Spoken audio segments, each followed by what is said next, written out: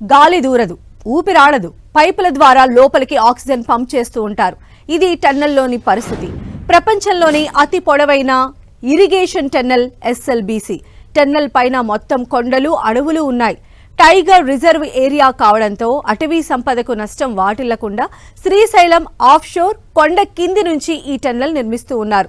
ఇందులో గాలి దూరదు, ఊపిరాడదు, పైపుల ద్వారా లోపలికి ఆక్సిజన్ పంప్ చేస్తూ ఉంటారు. ఇంకా 9 కిలోమీటర్ల మేర తవ్వితే ఈ ప్రాజెక్ట్ కంప్లీట్ అవుతుంది. అయితే 2 భాగాలుగా టన్నెల్ పనులు చేపడుతూ ఉన్నారు. శ్రీశైలం ఆఫ్ షోర్ నుంచి వృత్తాకార సర్కిల్లో డిండి రిజర్వాయర్ వరకు మొదటి భాగాన్ని తవ్వుతున్నారు. అక్కడి నుంచి గుర్రపు డెక్క ఆకారంలో మరో టన్నెల్ను ఇప్పటికే తవ్వారు.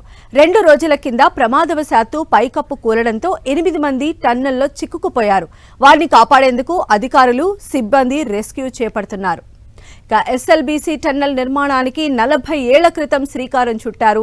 1978లో అప్పటి సీఎం చెన్నారెడ్డి ఈ ప్రాజెక్టుకు సంబంధించి స్టడీ చేసేందుకు నిపుణుల కమిటీ ఏర్పాటు చేశారు.